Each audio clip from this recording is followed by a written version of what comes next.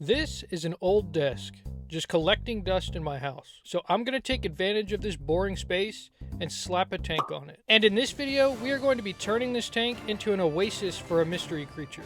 Now I know I haven't posted on this channel in a while, and this video was actually recorded all the way back in September.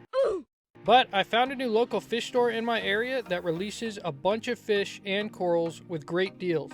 Like this fish value pack, with 2 damsels, a naso tang, and a wrasse, all for just 58 bucks. Wow! They had a good variety to choose from, with some pretty large fish like this dogface puffer and a big fire eel.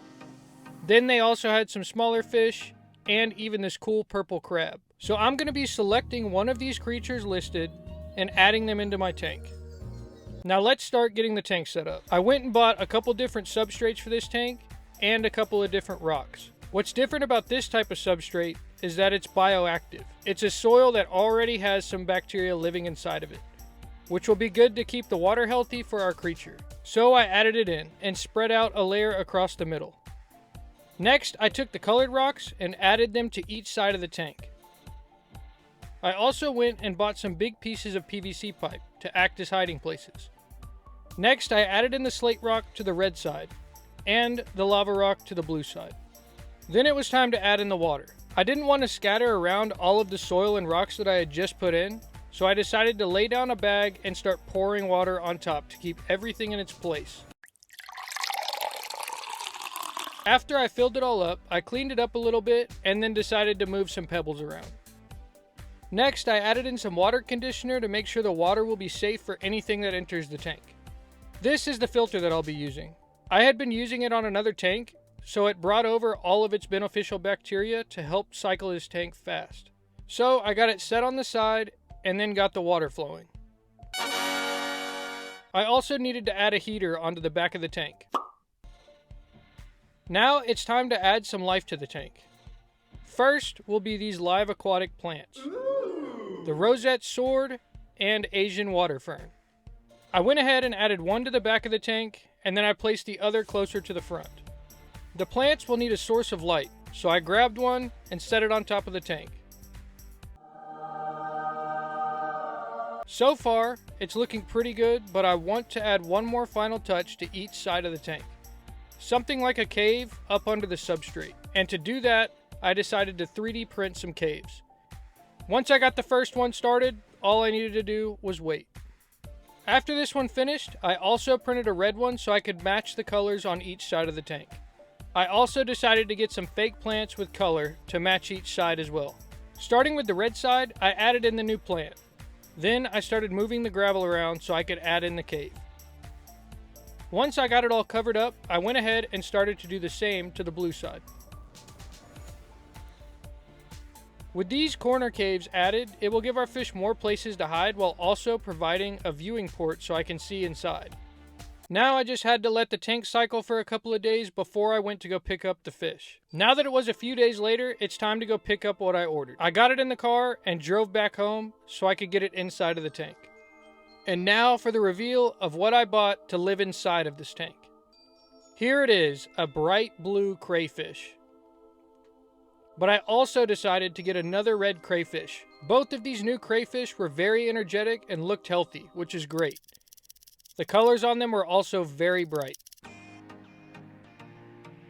Now we have one to match each side of the tank. For this tank, I added in a lot of separate hiding spaces because crayfish can sometimes be a bit territorial, but we're going to see if these two can coexist in the same tank together. If not, we may end up having to separate them, but I wanted to see if I could make it work. Before they get added, I need to acclimate them both first.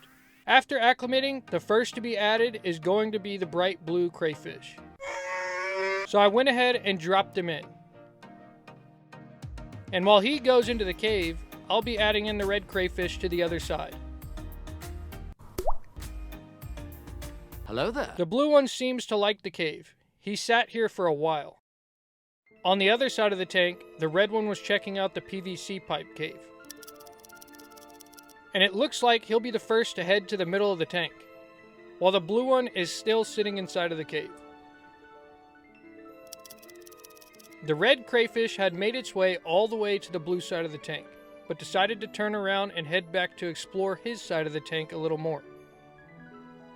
After a little while, the blue crayfish finally decided to come out of the cave, and the red one had decided to enter his cave.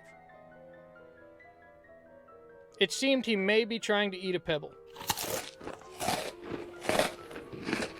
He eventually started pacing back and forth in the cave. I don't think he's capable of getting out.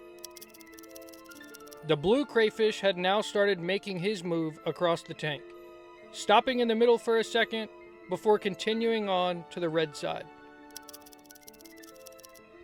They were starting to get closer to each other, and I needed to make it so the red crayfish could make it out of the cave. So I dumped in some pebbles to make a ramp. The blue one had started to enter the cave while the red crayfish was now making his exit. As he moved along the rock, the blue one was actually just on the other side. Oh my God! They had now noticed each other, but so far, no aggression, which is good.